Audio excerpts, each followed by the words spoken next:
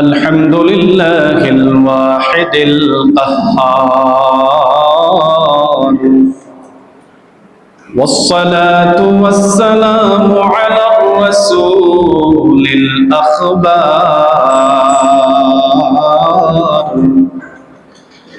وعلى جميع المؤمنين الأخيار،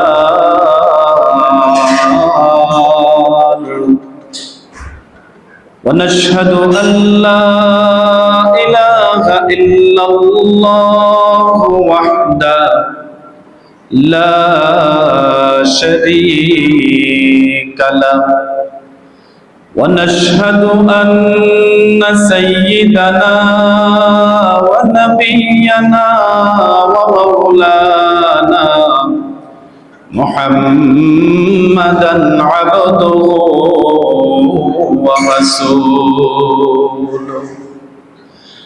صلى الله تعالى عليه وعلى آله وأصحابه وبارك وسلم تسليما كثيرا. أما بعد، فأعوذ بالله من الشيطان الرجيم. بسم الله الرحمن الرحيم.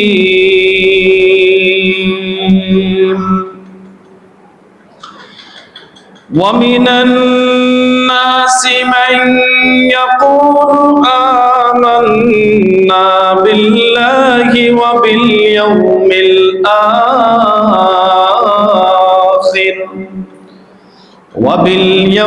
الآخر وما هم بمؤمنين،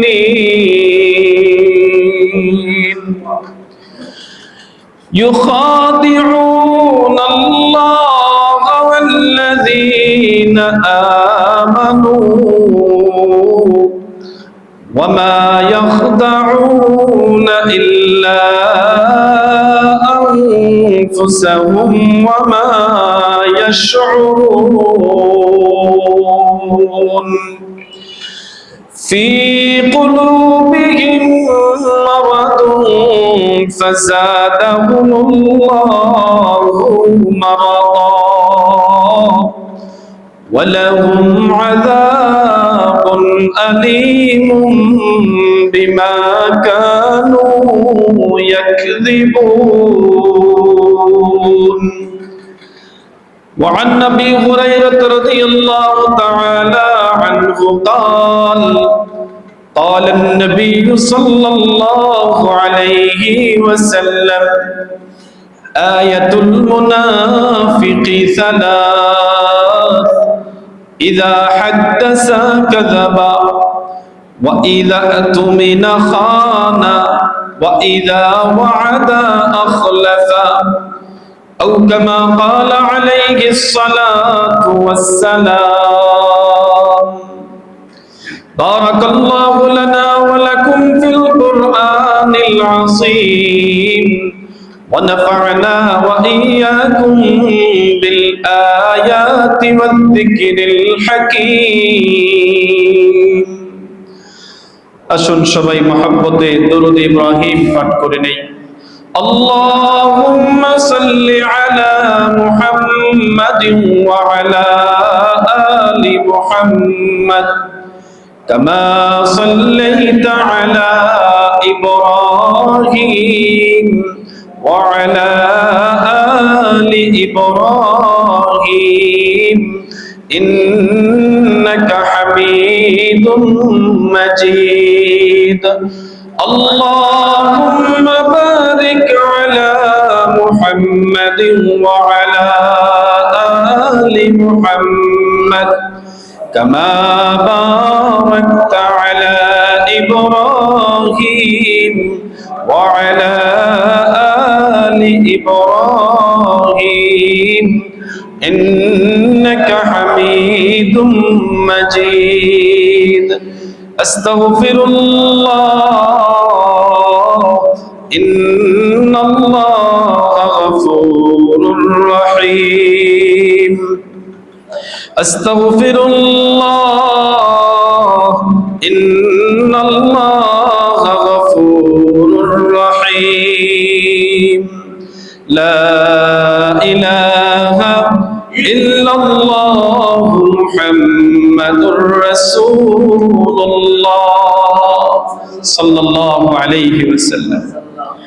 হযরত উলামায়ে কেরাম, প্রিয় মুরব্বিয়ানে আযম, মুসল্লিয়ানে কেরাম, আমার নওজোয়ান ভাইরা, পর্দার অন্তরালে অবস্থিত শ্রদ্ধেয় নেককার মা ও বোনেরা, আজকে পবিত্র জুমার দিন, শ্রেষ্ঠ দিন এবং 1447 হিজরির প্রথম দিন, জুমার দিন, মাহে মুহররমের আজকে 1 তারিখ। আজকে জুমার দিনে, পবিত্র মাসে আল্লাহ আমাদেরকে আল্লাহর বিধান পালন করার জন্য আগেই মসজিদে নিয়ে আসছেন। আসুন সকলে দিল খুলে রব্বে করিমের শুকর আদায় করি, আলহামদুলিল্লাহ। আল্লাহ আমাদেরকে যে অবস্থায় রাখেন, সর্বাবস্থায় শুকর আদায় করব কার? বান্দা যদি আল্লাহর নিয়ামতের স্বীকারোক্তি দেয়, শুকর আদায় করে, আল্লাহর ওয়াদা, আল্লাহ বান্দাকে আরো অনেক নিয়ামত বাড়িয়ে দিবেন। সুবহানাল্লাহ। আমি ধারাবাহিকভাবে আপনাদের সামনে পবিত্র কোরআনুল কারীমের শুরু থেকে তাফসীর আলোচনা করে আসতেছিলাম। সূরাতুল ফাতিহা শেষ করে সূরাতুল বাকারার প্রথম 7টি আয়াত আমরা তাফসীর আলোচনা শুনেছি। আজকে 8, 9, 10 এই 3টি আয়াত আমি তেলাওয়াত করেছি সূরাতুল বাকারা থেকে। আমরা সকলেই জানি আল্লাহ রাব্বুল আলামিন এই পবিত্র গ্রন্থ কোরআনুল কারীম পৃথিবীর সমস্ত মানুষের মুক্তির জন্য, দুনিয়াবী সফলতা, পরকালের চির শান্তির জন্য আল্লাহ এই কোরআনকে নাজিল করেছেন। সূরাতুল বাকারার প্রথম দিকেই আল্লাহ এই কোরআন, এর মধ্যে কোনো সন্দেহ নাই, এই আলোচনা করে পৃথিবীর মানুষ 3 ভাগে বিভক্ত। এক শ্রেণীর মানুষ মুমিন মুসলমান, তারা কারা, তাদের আলোচনা করেছেন। তারপরে 2টা আয়াতে আল্লাহ রাব্বুল আলামিন পৃথিবীর আরেক শ্রেণীর মানুষ, বেঈমান কাফেরদের আলোচনা করেছেন।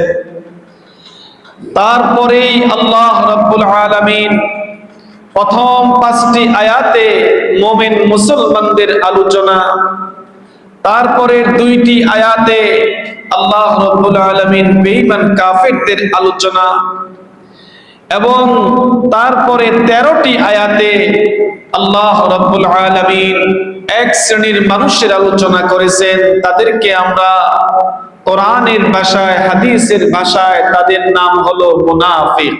তাদের নাম কি? মুনাফিক। মুমিন মুসলমানদের নামে আল্লাহ সূরা নাজিল করলেন, সূরা মুমিন। আল্লাহ বেঈমান কাফেরদের নামে সূরা নাজিল করলেন, সূরা কাফিরুন। আরেক শ্রেণীর মানুষ আমাদের সমাজে আছে, আমাদের পরিবারে আছে, আমাদের মসজিদে আছে, সর্বাবস্থায় সব জায়গায় আছে, তাদের নাম মুনাফিক। নিফাক শব্দের অর্থ হলো যার মধ্যে ধোঁকা এবং যে অন্যকে প্রতারণা করে, এই জিনিসটা যার মধ্যে আছে তাকে বলা হয় মুনাফিক। আল্লাহ রাব্বুল আলামিন একটা সূরা নাজিল করলেন, সূরা মুনাফিকুন। কোরআনের প্রথম দিকে 13টি আয়াতের মধ্যে আল্লাহ মুনাফিকদের আলোচনা তুলে ধরলেন। এবার দুনিয়ার মানুষকে আল্লাহ বলেন, শোনো, তুমি মুমিন মুসলমান কিনা কোনগুলো দেখো, তুমি বেঈমান কাফের কিনা তুমি সেটাও লক্ষ্য করো, আবার তোমার মধ্যে মুনাফিকি আছে কিনা এটাও তুমি লক্ষ্য করো। মুমিন মুসলমান কোথায় পাওয়া যায়, বেঈমান কাফের কোথায় পাওয়া যায়, মুনাফিক কিভাবে চিনব, কোথায় পাওয়া যায়? আল্লাহর নবী সাল্লাল্লাহু আলাইহি ওয়াসাল্লাম হাদিসের মধ্যে লম্বা আলোচনা করেছেন। এমনকি ইমাম মুসলিম রাহমাতুল্লাহ আলাইহি একটা বাব কায়েম করলেন, কিতাবু সিফাতুল মুনাফিকিন ওয়া আহকামিহিম। মুনাফিকদের বৈশিষ্ট্যগুলা, তার বিধিবিধান নিয়ে অধ্যায় কায়েম করেছেন হাদিসের কিতাবগুলোতে। আল্লাহ রাব্বুল আলামিন কোরআনুল কারীমে মুনাফিক শব্দটা 37 জায়গায় আলোচনা করেছেন। আল্লাহ একটা স্বয়ং সম্পূর্ণ সূরা নাজিল করলেন। আল্লাহ বুঝিয়ে দিলেন পৃথিবীর মধ্যে একটা বিষাক্ত জাতি, বড় বড় ক্ষতিগ্রস্ত একটা জাতি, ওই জাতির নাম মুনাফিক। এই মুনাফিক কোথায় পাওয়া যায়? আপনি যদি প্রশ্ন করেন হিন্দু কোথায় পাওয়া যায়, আমি বলবো আপনি যদি হিন্দু দেখতে চান ভারতবর্ষে চলে যান, হিন্দুস্তান ইন্ডিয়াতে আপনি চলে যান। কেউ যদি প্রশ্ন করে ইহুদি কোথায় পাওয়া যায়, আমি বলবো আপনি ইসরাইল চলে যান, সেখানে গেলে ইহুদির সাক্ষাৎ পাবেন। কেউ যদি বলে নাসারা খ্রিস্টান কোথায় পাওয়া যায়, উত্তর আপনি লন্ডন আমেরিকা চলে যান, খ্রিস্টানদেরকে আপনি পেয়ে যাবেন। বৌদ্ধ যদি পেতে চান আপনি মায়ানমার, চীন দেশে, থাইল্যান্ডে চলে যান, বৌদ্ধদের সঙ্গে সাক্ষাৎ পাবেন।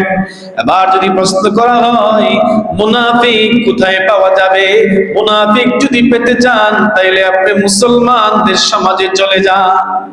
মুসলিম কান্ট্রিগুলোতে, মুসলমানদের সমাজে, মুসলমানদের পরিবারে, মুসলমানদের লেবাস ধরে এক শ্রেণীর মানুষ চলাফেরা করে, তাদের নাম মুনাফিক। মুনাফিক মুনাফিক এত বিষাক্ত। বেঈমান কাফির কারা? যারা অন্তরের মধ্যে আল্লাহকে বিশ্বাস করে না, মুক্তি স্বীকার করে না, কোরআনকে বিশ্বাস করে না, নবীকে বিশ্বাস করে না, মুক্তি স্বীকার করে না। মুসলমান মুমিন যারা, তারা মুক্তি বিশ্বাস করে, অন্তর দিয়ে বিশ্বাস করে, মুক্তি স্বীকার করে। আর মুনাফিক কারা? যারা মুখ দিয়ে বলে কিন্তু অন্তরের মধ্যে আল্লাহকে বিশ্বাস করে না, অর্থাৎ ভিতরের মধ্যে নেফাকি, ভিতরটা বড় নষ্ট, ভিতরটা বড় অসুস্থ, তাদেরকে বলা হয় মুনাফিক। এই মুনাফিক, এই শ্রেণীর মানুষ ইসলামের জন্য, কোরআনের জন্য কিয়ামত পর্যন্ত তারা বড় বিষাক্ত, বড় ক্ষতিগ্রস্ত। বেঈমান কাফেরদের নামে আল্লাহ সূরা নাজিল করলেন। 3 লাইনের একটা সূরা, 6টা আয়াত বিশিষ্ট। কিন্তু আল্লাহ রাব্বুল আলামিন মুনাফিকদের নামে সূরা নাজিল করলেন 19টা লাইন, 11টা আয়াত বিশিষ্ট। এতে করে বোঝা যায় মুনাফিক বেঈমান কাফেরদের চেয়েও অনেক বিষাক্ত, বেঈমান কাফেরদের চেয়েও অনেক অনেক ক্ষতিগ্রস্ত। এমনকি আল্লাহ রাব্বুল আলামিন কোরআনুল কারীমের মধ্যে বলেন, ইন্নাল মুনাফিকিনা ফিদ দারকিল আসফালি মিনান নার। আল্লাহ রাব্বুল আলামিন বলেন, ও পৃথিবীর মানুষ মনোযোগ দিয়ে শুনো, নিশ্চয় নিশ্চয় মুনাফিক জাহান্নামের সর্বনিম্ন স্তরে থাকবে। নাউজুবিল্লাহ পড়ে। আপনি একটা কূপের ভিতর যদি 100টা পাথর মারেন, 100টা ইট ফেলে দেন, প্রথম যে ইটটা পড়বে এটা সবার নিচে পড়বে, আর সর্বশেষ যে ইটটা পড়বে এটা সবার উপরে পড়বে। আল্লাহ রাব্বুল আলামিন বলেন বেঈমান কাফেররা জাহান্নামের নিম্ন স্তরে থাকবে না, বরং তার চেয়ে অনেক অনেক নিচে একমাত্র মুনাফিকরাই থাকবে, তারা জাহান্নামের নিম্ন স্তরে থাকবে। তাইলে জাহান্নামের নিম্ন স্তরে থাকার অর্থ হলো বেঈমান কাফেরদের আযাব আর শাস্তি, বেঈমান কাফেরদের থেকেও মুনাফিকদের আযাব আর শাস্তি অনেক গুণ বেশি। কিন্তু এই মুনাফিক আমাদের সমাজে আছে না নাই? আল্লাহর রাসূলের জামানায় মুনাফিকের ইতিহাস যদি আপনি দেখেন, মুনাফিকদের ইতিহাস যদি আপনি দেখেন, আপনি দেখবেন মুনাফিক যারা, তারা কিন্তু প্রথম কাতারের মুসল্লি ছিল। আল্লাহর নবীকে বড় সুন্দরভাবে অনুসরণ করত। নবী মুখ দিয়ে বলতেন, তারা আমলে বাস্তবায়ন করত। মা গায়ের মধ্যে সুন্দর জামা ছিল, মুখের মধ্যে সুন্দর দাড়ি ছিল, এমনকি হজ করত, উমরা করত, রমজান মাসে রোজা রাখত। আল্লাহর নবীর পিছনে জামাতেও নামাজ পড়তো, প্রথম কাতারের মুসল্লি ছিল। আল্লাহর নবী যখন দ্বীনি প্রোগ্রামগুলো করতেন, মুনাফিকরা সুন্দর বক্তব্য দিত, চমৎকার আলোচনা করত, যুদ্ধের ময়দানেও যেত, কিন্তু ভিতরে ঈমান নাই।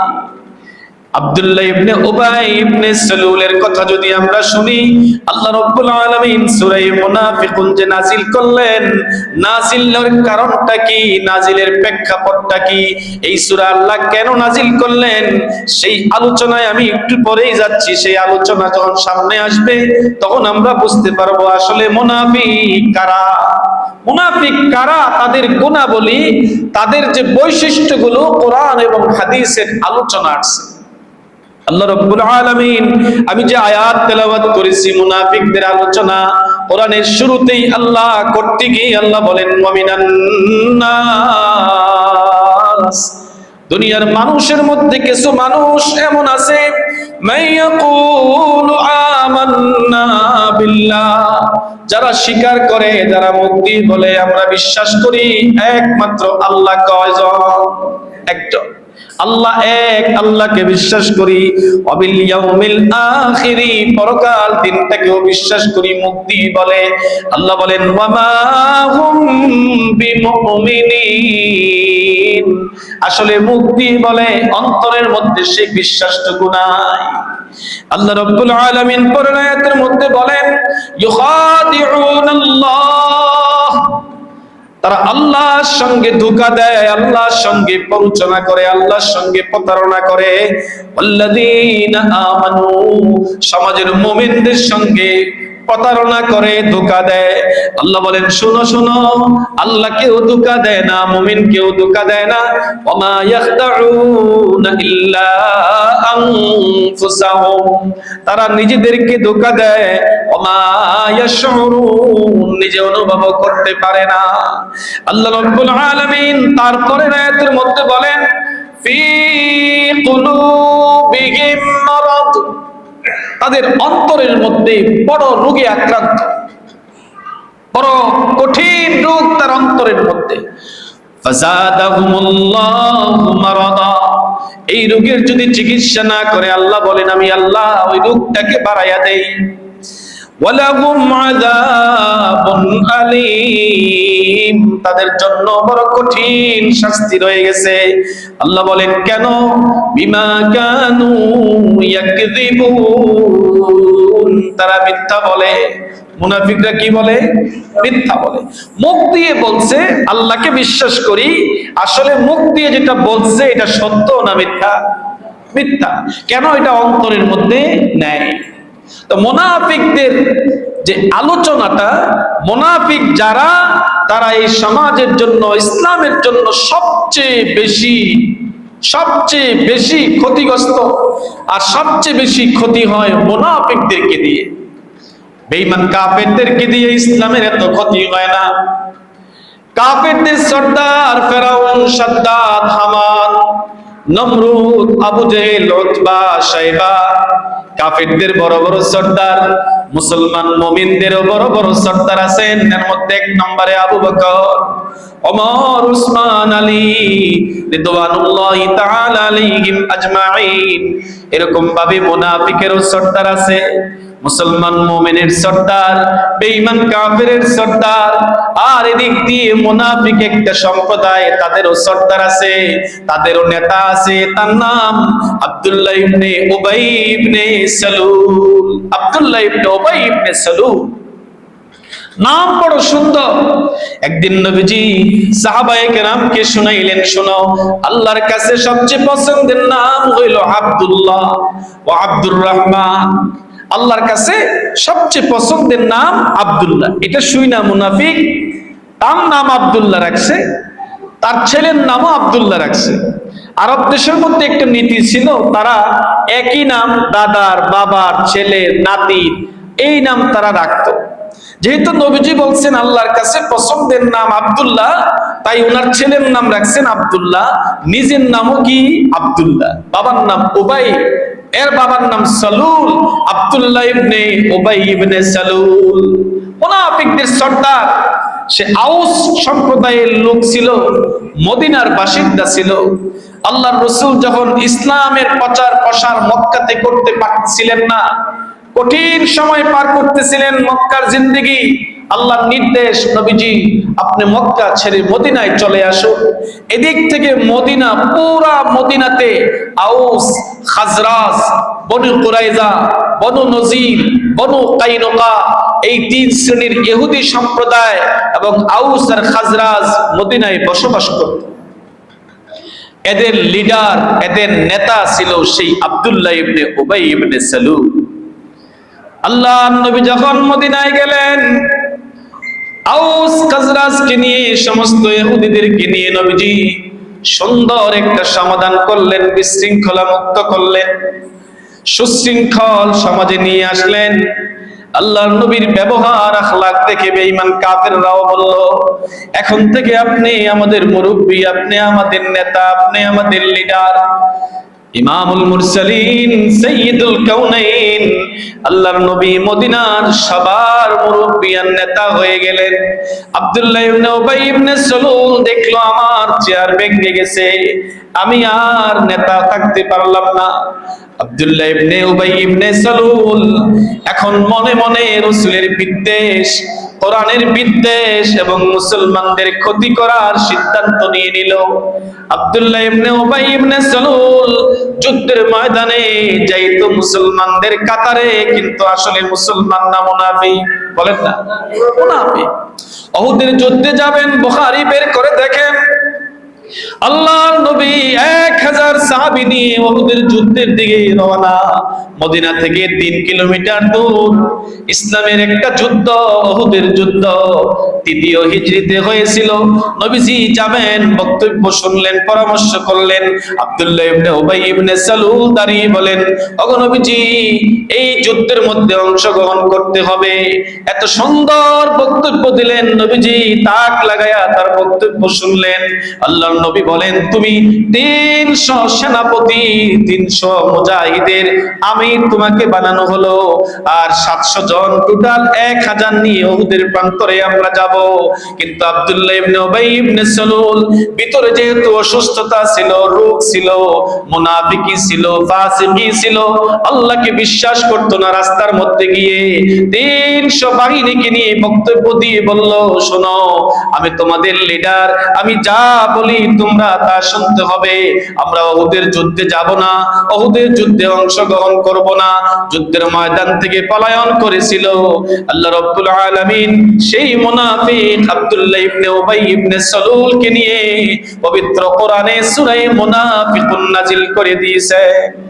নাজিল হওয়ার প্রেক্ষাপট এটা আরেকটা। আল্লাহ রাব্বুল আলামিন বলেন, তারা এত ক্ষতিগ্রস্ত কেন? তারা সবচেয়ে ক্ষতিগ্রস্ত বাহ্যিক ভাবে দেখাইতো মুসলমান, আসলে কিন্তু মুসলমান না। আসলে কি না? মুসলমান না, ভিতরে শিরকি, এটাকে নেফাকি বলা হয়, মুনাফিকি এটাকে বলা হয়। আল্লাহ রাব্বুল আলামিন বলেন, ফি কুলুবিহিম মারাদ, তার অন্তরের মধ্যে রোগ আছে। এই সূরা মুনাফিকুনের শানে নুজুল কয়েক মিনিটে আপনাদেরকে শোনাই, একটু খেয়াল করে শুনেন। এই 11টা আয়াত 19টা লাইন বিশিষ্ট যে সূরা মুনাফিকুন 28 পারায় আসছে, এই নাজিল হওয়ার কারণটা কি? কি সুন্দর বক্তব্য তাদের, একটু খেয়াল করে শুনেন। 5ম হিজরিতে অথবা 6ষ্ঠ হিজরিতে আল্লাহর রাসূল একটা যুদ্ধে অংশগ্রহণ করেছিলেন। এই যুদ্ধটার নাম গজওয়ায়ে বনুল মুস্তালিক। আল্লাহর রাসূলের শ্বশুর ছিলেন হারিস ইবনে জিরার। আল্লাহর রাসূলের স্ত্রী জুয়াইরিয়া বিনতে হারিস। জুয়াইরিয়া নবীজির স্ত্রী ছিল। জুয়াইরিয়ার বাবা হারিস ইবনে জিরার, এই লোকটা তার দলবল নিয়ে ইসলামের বিরুদ্ধে গজওয়ায়ে বনুল মুস্তালিকে অংশগ্রহণ করেছিল। নবীজি মদিনা থেকে সাহাবীদেরকে নিয়ে ওই জায়গাতে গেলেন, সেখানে একটা কূপ ছিল, এই কূপের নামে নামে বুখারীতে আসছে যুদ্ধের নাম গজওয়ায়ে মুরাইসি বলা হয়, অথবা গজওয়ায়ে বনুল মুস্তালিক বলা হয়। ৫ম হিজরিতে অথবা ৬ষ্ঠ হিজরিতে ঘটনা ঘটেছে। যুদ্ধের মধ্যে সাহাবায়ে কেরাম এক কাতারে, আর রাসূলের শ্বশুর পরবর্তীতে উনি ঈমান আনছেন। উনি যখন অমুসলমান ছিলেন, ইসলামের বিরুদ্ধে যুদ্ধের কাতারে দাঁড়িয়েছেন, আল্লাহর রাসূল সাহাবায়ে কেরাম তাদেরকে আল্লাহর বিশেষ সাহায্যে এই যুদ্ধের মধ্যে বিজয়ী পাইছেন। কারা? মুসলমান। সুবহানাল্লাহ। বেঈমান কাফের সব পলায়ন করছে, কিছু মেয়েদেরকে, গনিমতের মাল সবাইকে মুসলমানরা সব নিয়ন্ত্রণে নিয়ে আসছে। এই যুদ্ধের মধ্যে আব্দুল্লাহ ইবনে উবাই ইবনে সালুল সেও ছিল। ওই যে কূপের থেকে পানি পান করবে, আনসার মুহাজির পানি পান করতে গিয়ে ওদের মধ্যে দুইজনের মধ্যে একটা ঝগড়া হয়ে গেছে। সংক্ষিপ্ত বলতেছি, বুখারীর লম্বা বর্ণনা। পানি কে আগে নিবে কে পরে নিবে এটা নিয়ে আনসার আর মুহাজির, আপনারা জানেন যারা মক্কার সাহাবী তাদেরকে বলা হয় মুহাজির, আর যারা মদিনার সাহাবী তাদেরকে কি বলা হয়? আনসার। মুহাজির মানে হিজরত করনেওয়ালা, আনসার যারা সাহায্য করেছিলেন মদিনার সাহাবায়ে কেরাম। তো দুইজনে পানি নিতে গিয়ে পরস্পর ঝগড়া হয়ে গেছে। এই ঝগড়াকে কেন্দ্র করে আব্দুল্লাহ ইবনে উবাই ইবনে সালুল যেহেতু মদিনার নেতা, উনি এই কূপের কাছে গিয়ে দেখেন আনসার আর মুহাজিরদের মধ্যে তুমুল যুদ্ধের মতো ঝগড়া মুসলমানদের মধ্যে। আনসার অন্যান্য আনসারদেরকে ডাকতেছিলেন, মুহাজির অন্যান্য মুহাজিরদেরকে ডাকতেছিলেন, আসো, যুদ্ধের মতো ঝগড়া রূপান্তর হয়ে গেল। আল্লাহর নবী সেখানে ছিলেন না, একটু দূরে ছিলেন।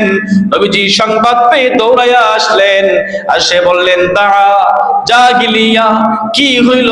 তোমরা জাহিলিয়াতের কাজ শুরু করে দিয়েছো, পানিকে কেন্দ্র করে পরস্পর তোমরা পানিকে কেন্দ্র করে তোমরা মারামারি শুরু করে দিয়েছো, সব বন্ধ করো। নবীজি সমাধান করে দিলেন, নবীজি শেষ করে দিলেন।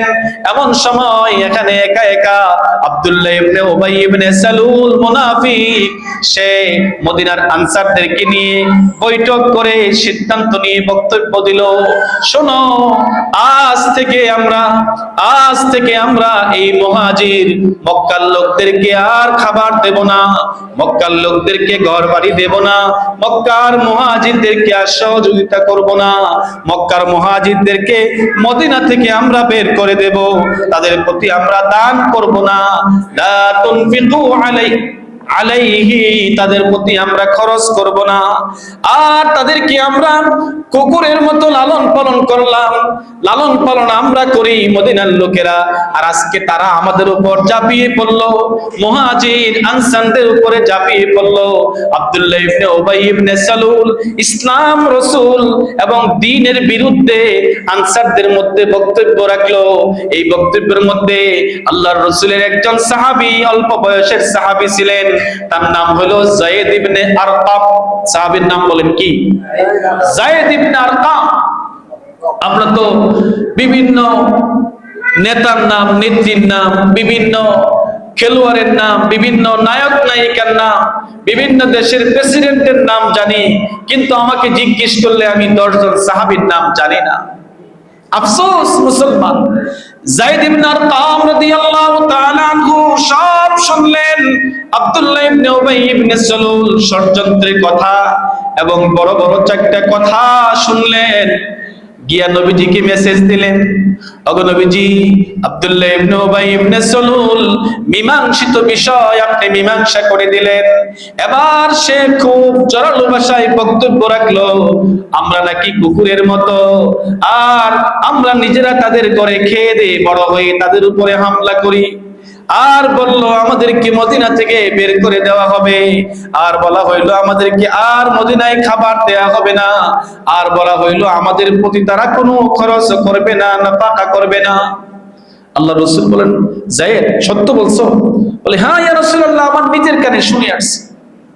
নবীজি আব্দুল্লাহ ইবনে উবাই ইবনে সালুলকে ডাকাইলেন, জিজ্ঞেস করলেন তুমি কি এরকম বক্তব্য দিয়েছো কিনা? তো মুনাফিক কি সত্য বলে না মিথ্যা বলে? জোরে বলেন না, মুনাফিক সত্য বলে না মিথ্যা বলে? আবু হুরায়রা রাদিয়াল্লাহু তাআলা আনহু থেকে বর্ণিত, বিশ্ব নবী আল্লাহর নবী সাল্লাল্লাহু আলাইহি ওয়াসাল্লাম বলেন, বুখারীর বর্ণনা, আয়াতুল মুনাফিকি সালাস, প্রায় 15টা 7টা 4টা কোরআনে এবং হাদিসে অনেকগুলো মুনাফিকের বৈশিষ্ট্যের আলোচনা আসছে। আমি যে হাদিস পড়েছি নবীজি এই হাদিসের মধ্যে মুনাফিকের আলামত কয়টা বললেন? 3টা। এক নম্বরে ইজা হাদ্দাসা কাযাবা, যখন কথা বলে তো সত্য বলে। জোরে বলেন না, যখন কথা বলে তখন মিথ্যা বলে। ইজা হাদ্দাসা কাযাবা, কথা বললে মিথ্যা কথা বলে, এটা বুঝতে হবে মুনাফিক। 2 নম্বরে রাসূল বলেন, ওয়া ইযা তুমিনা খানা, তার কাছে আমানত রাখলে সে আমানতের খিয়ানত করে। আমানত 5 প্রকারের, ইনশাআল্লাহ সামনে আলোচনা করব। আল্লাহর রাসূল 3 নম্বরে বলেন, ওয়া ইযা ওয়া'দা আখলাফা, কোন ধরনের ওয়াদা করলে ওয়াদা খেলাফি করে, ওয়াদা ঠিক রাখে না। এরা কারা? এরা কারা? মুনাফিক। এরা কারা? জোরে বলেন, মুনাফিক। কথা সত্য বলে না। আমাদের সমাজে আসেনি মুনাফিক? আছে, রাসূলের জামানায়ও ছিল। এমনকি নবীজি এই তালিকা প্রকাশ করেননি। নবীজি গোপনে গোপনে আল্লাহর রাসূলের একজন গুপ্তচর রাসূলের গোপন তত্ত্বগুলো ওই সাহাবীর মেমোরিতে দিয়ে রাখতেন। ওই সাহাবীর নাম হুযায়ফা ইবনুল ইয়ামান। ওই তার কাছে নবীজি মুনাফিকদের তালিকা দিয়ে রাখছেন। মুনাফিক কারা? আল্লাহর পক্ষ থেকে আল্লাহ রাসূলকে জানিয়ে দিয়েছেন। নবীজি ওই তালিকাটা হুযায়ফা ইবনুল ইয়ামান রাদিয়াল্লাহু তাআলা আনহুকে দিয়ে রাখলেন। আর এই মুনাফিক তাদের থেকে বেঁচে থাকার জন্য আল্লাহ কোরআনে নির্দেশ দিয়েছেন, তাদের থেকে তুমি তোমাকে বাঁচিয়ে রাখো। এই হাদিসে পাইলাম 3টা মুনাফিকদের লক্ষণ: মিথ্যা বলা, ওয়াদা খেলাফ করা, আমানতের খিয়ানত করা। আব্দুল্লাহ ইবনে ওমর রাদিয়াল্লাহু তাআলা আনহুমা বলেন, বুখারীর বর্ণনা, আরো মুনাফিকের আরেকটা আলামত আছে, আরেকটা লক্ষণ আছে, আরেকটা আলামত আছে মুনাফিকের। সেই আলামত হইল ইদা খাসামা ফাজারা, যদি কখনো যদি ঝগড়াতে লিপ্ত হয়, গালিগালাজ করে, ঝগড়াতে লিপ্ত হইলে মুখ দিয়ে গালি বের হয়ে আসে। আল্লাহর নবী বলেন এই আলামত বোঝা যায় এই লোকটা কি? মুনাফিক। আপনার গায়ে জ্বর আসছে কিনা এটা আলামত কি? শরীর গরম হয়ে যাওয়া। শরীর গরম, তাপমাত্রা বেশি, বোঝা গেল জ্বর আসছে। এই লোকটার মধ্যে এই জিনিসগুলো পাওয়া যায়, বোঝা গেল এই লোকটা কি? মুনাফিক। তবে এখানে কথা আছে, মুনাফিক 2 প্রকারের। এক প্রকারের মুনাফিক ইতিকাদি মুনাফিক, আরেক প্রকারের মুনাফিক আমলের মুনাফিক। নামাজ কালাম ঠিকই পড়ে, কিন্তু কবিরা গুনাহ, মিথ্যা বলে, ওয়াদা খেলাফ করে, আমানতের খিয়ানত করে না, কিন্তু ভিতরে বিশ্বাস করে একমাত্র মালিককে। তাইলে সে ইতিকাদি মুনাফিক না। আর ইতিকাদি বিশ্বাসগতভাবে যে মুনাফিক, তার ব্যাপারেই আল্লাহ বলছেন এই মুনাফিক জাহান্নামের সর্বনিম্ন স্তরে থাকবে। আল্লাহ আমাদের সবাইকে হেফাজত করুন, কারণ আমিন। আরেক হাদিসের মধ্যে আসছে, নবীজি বলেন মুনাফিকের আরেকটা আলামত শোনো, সেটা হলো ইযা আগাদা গাদারা, কখনো যদি প্রতিশ্রুতি দেয়, প্রতিশ্রুতি লঙ্ঘন করে ফেলে, ওয়াদা লঙ্ঘন করে ফেলে, প্রতিশ্রুতি সেটাও লঙ্ঘন করে ফেলে। এগুলো তো নবীজি বললেন। এবার আল্লাহ নিজেও মুনাফিকদের কিছু কোয়ালিটি, কিছু বৈশিষ্ট্যের কথা কোরআনে তুলে ধরছেন। শুনবেন আপনারা, কোরআনে আল্লাহ কি বলেন? মুনাফিক কারা? আল্লাহ বলেন, ওয়া ইযা কামু ইলাস সালাতি কামু কুসালা।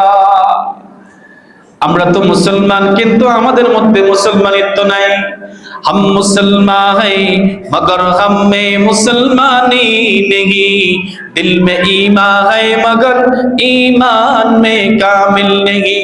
আমরা তো মুসলমান, কিন্তু মুসলমানিত্ব নাই। আমাদের তো ঈমান আছে, কিন্তু ঈমানের পূর্ণাঙ্গতা নাই। কি বলেন, ঠিক না? তো রাসূল সাল্লাল্লাহু আলাইহি ওয়াসাল্লাম মুনাফিকদের কথা তুলে ধরলেন, লম্বা লম্বা হাদিস রাসূল উল্লেখ করেছেন। এদিক দিয়ে আল্লাহও তুলে ধরছেন মুনাফিক কারা। শোনো, আগেই বলছি কোরআনে প্রায় 37 জায়গায় 37 জায়গায় আল্লাহ মুনাফিকদের কথা তুলে ধরছেন।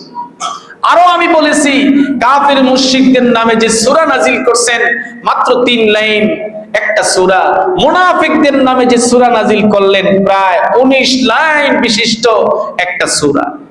তাহলে এতে বোঝা যায় মুনাফিক তারা বেঈমান কাফেরদের চেয়েও অনেক বেশি বিষাক্ত, ঠিক কিনা বলে?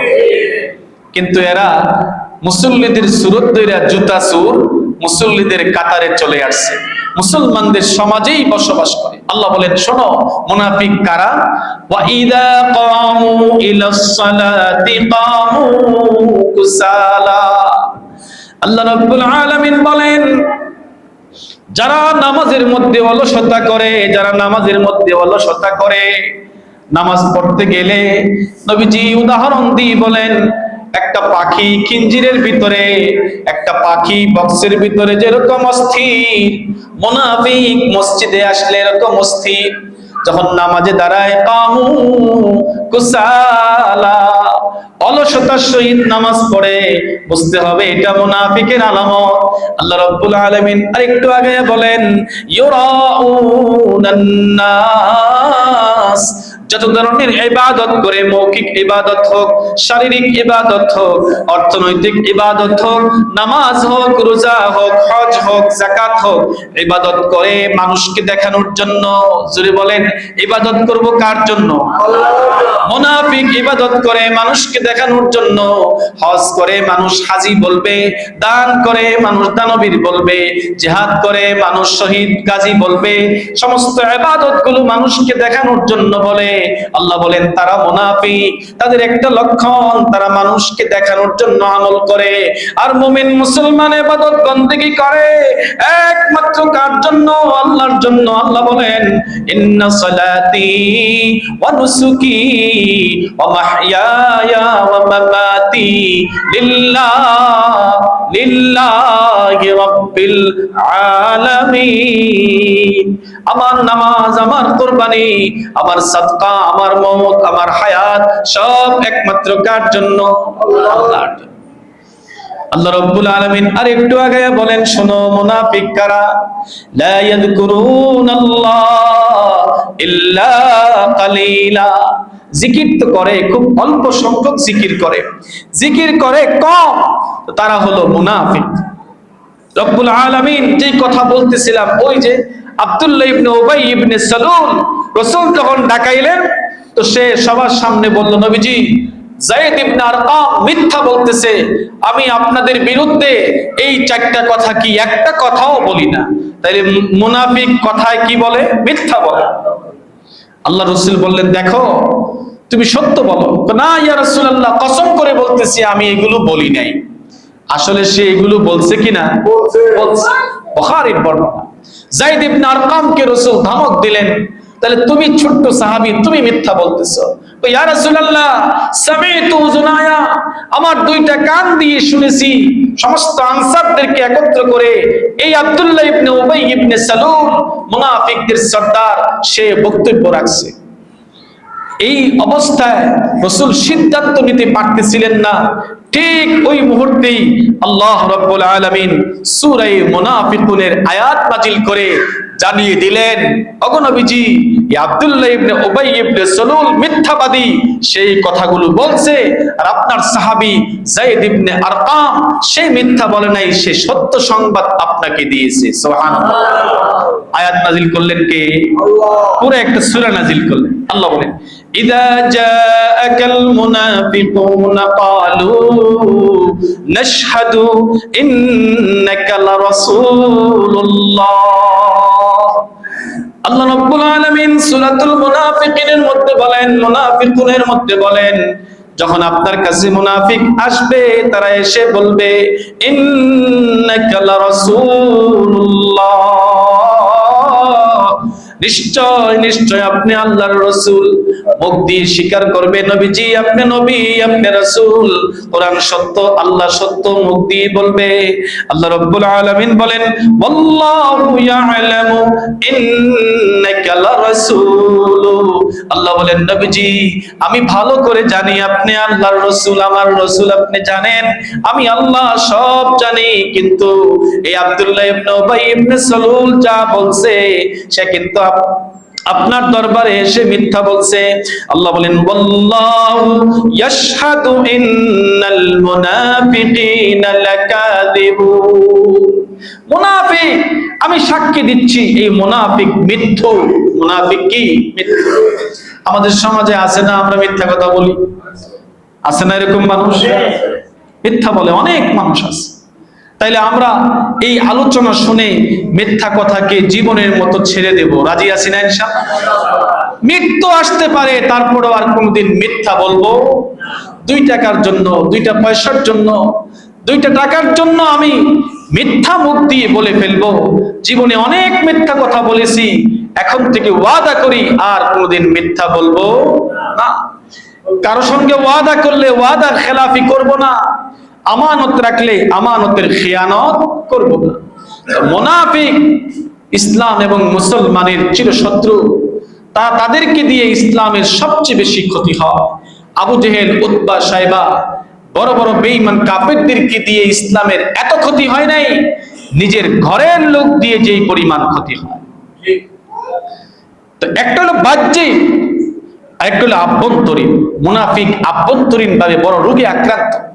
কারো যদি ক্যান্সার হয়, ব্লাড ক্যান্সার হয়, এই ক্যান্সারের কারণে, এই ব্লাডের মধ্যে ক্যান্সার হওয়ার কারণে তার শরীর, তার কিডনি, তার হার্ট, তার পুরো শরীরের মধ্যে গিয়ে একটা প্রভাব পড়বে। যার অন্তরের মধ্যে ক্যান্সার নামক, মুনাফিক নামক ক্যান্সার থাকবে, নিফাক থাকবে, এই লোকটাও পুরা শরীর, পুরা আমলগুলো বড় রোগে আক্রান্ত হয়ে জাহান্নামে যাবে। কি বলেন, ঠিক কিনা?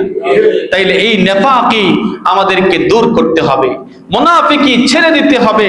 তাইলে আমরা যারা মুনাফিকি করেছি, আমলের মুনাফিকি করেছি, ইতিকাদের মুনাফিকি করেছি, আমরা সেই মুনাফিকি ছেড়ে যদি দিতে পারি, তাইলে আল্লাহ আমাকে দিবেন কোথায়? জান্নাত। তারা প্রচারণা করে, তারা মানুষকে ধোঁকা দেয়। একটা হাদিস শোনাই আপনাদেরকে, শোনেন। সাআদ ইবনে আবি ওয়াক্কাস রাদিয়াল্লাহু তাআলা আনহু বলেন, প্রখ্যাত বিখ্যাত সাহাবী সাআদ ইবনে আবি ওয়াক্কাস রাদিয়াল্লাহু তাআলা আনহু বলেন, শোনো মুনাফিক দুনিয়াতে কখনো এইদিকে কথা বলে, কখনো ওইদিকে কথা বলে, সামনে কথা বলে, সামনে থেকে চলে গেলে আরেক ধরনের কথা বলে। আল্লাহর নবী বলেন কিয়ামতের দিন তার 2টা মুখ হবে, ওই 2টা মুখের মধ্যে আগুন থাকবে, ওই 2টা মুখ দিয়ে আগুন দিয়ে কিয়ামতের দিন আল্লাহ তাকে শাস্তি দিবেন। হযরত হাসান রাদিয়াল্লাহু তাআলা আনহু থেকে বর্ণিত, আল্লাহর নবী সাল্লাল্লাহু আলাইহি ওয়াসাল্লাম বলেন, তারা দুনিয়াতে মানুষকে ধোঁকা দেয়, মানুষকে প্ররোচনা দেয়, মানুষকে ধোঁকা দেয়। আল্লাহ পাক কিয়ামতের দিন তাকে মানসিক শাস্তি দিবেন। কি শাস্তি? জান্নাতের গেট থেকে তাকে ডাকা হবে, আসো জান্নাতে আসো। সে যখন জান্নাতের সামনে যাবে দরজা লাগাইয়া দিবে। আরেকটা জান্নাতের গেট থেকে ডাকা হবে, আসো জান্নাতে। যখন ওই জায়গা যাবে, হযরত হাসান রাদিয়াল্লাহু তাআলা আনহু থেকে বর্ণিত, পয়গম্বর বিশ্ব নবী বলেন ওই গেট লাগাইয়া দিবে। আরেক জান্নাতের সামনে যাবে, তো ওই জান্নাত তাকে ডাকবে, আসো আমার গেট দিয়ে প্রবেশ করো। যখন সামনে যাবে তখন গেটটা লাগাইয়া দিবেন কে? আল্লাহ। এইভাবে সে ধোঁকা খাবে। কেন? আল্লাহ কোরআনে বলেন, ইউখাদিউনাল্লাহ ওয়াল্লাযীনা আমানু। দুনিয়াতে সে মানুষকে ধোঁকা দিত, তো আল্লাহও তাকে শাস্তিমূলক পরকালেও তাকে কি করবেন? এক ধরনের ধোঁকা দিবেন। কথাটা বুঝতে পারছেন আপনারা? এটা একটা শাস্তি। কাউকে জোরে একটা থাপ্পড় দেওয়া, এটা যেরকম শাস্তি, মানসিকভাবে টর্চারিং করা এটাও শাস্তি। জাহান্নামে বেঈমান কাফেররা আল্লাহ শারীরিক শাস্তি দিবেন আগুন, মানসিক শাস্তিও দিবেন। মানসিক শাস্তিটা কি একটু খেয়াল করে শুনুন 1 মিনিটে। আল্লাহ রাব্বুল আলামিন বলেন, কিয়ামতের দিন জাহান্নামীরা জাহান্নামে 1000 বছর পর্যন্ত আল্লাহকে ডাকবে, ইয়া হান্নানু ইয়া মান্নান। 1000 বছর পর্যন্ত আল্লাহকে ডাকবে, আল্লাহ কোনো উত্তর দিবেন না। এটা মানসিক শাস্তি। আপনাকে আমি ডাকতেছি, এদিকে তাকান, এদিকে তাকান, ভাই ভাই আপনি আমার কথাই শুনতেছেন না। এটা কি শারীরিক শাস্তি না মানসিক শাস্তি? 1000 বছর পরে আল্লাহ বলবেন কি হইছে, কেন তুমি ডাকো? আবার 1000 বছর পর্যন্ত সে ডাকবে ইয়া হান্নানু ইয়া মান্নান। জাহান্নামে বেঈমান কাফেরদেরকে আল্লাহ শারীরিক শাস্তি দিবেন, মানসিক শাস্তিও দিবেন। ঠিক তদ্রূপ মুনাফিকদেরকে আল্লাহ দুনিয়ার জগতে অপদস্থ বেইজ্জত করবেন, পরকালে শারীরিক শাস্তিও দিবেন, মানসিক শাস্তিও দিবেন। জান্নাতের গেটে আনা হবে, অনুমতি তোমার, হঠাৎ গেট লাগাই দেওয়া হবে, আরেক গেট থেকে আহ্বান করা হবে, সামনে যাবে। রাসূল বলেন গেট লাগাই দেওয়া হবে। এটা কিন্তু শারীরিক শাস্তি নয়, এটা হইল মানসিক শাস্তি। আল্লাহ রাব্বুল আলামিন কোরআনুল কারীমের মধ্যে 37 জায়গায় মুনাফিকদের কথা তুলে ধরে বলেন, সাবধান, তোমরা মুনাফিকদের চক্রান্ত থেকে নিজেদেরকে বাঁচায়া চলো। মুনাফিকদের আলোচনা এই কোরআনের প্রথমেই 13টা আয়াতে আলোচনা করছেন। আমি মাত্র 3টা আয়াতের সারসংক্ষেপ আলোচনা তুলে ধরছি। যদি আল্লাহ গোলামকে আগামী জুমা তারপর থেকে আলোচনা হবে। আল্লাহ আমাকে আমাদের সকলকে কোরআনের সঠিক মর্ম বুঝে বুঝে আমল করার তৌফিক দান করুন। সবাই বলি আমিন। সম্মানিত হাজিরিন,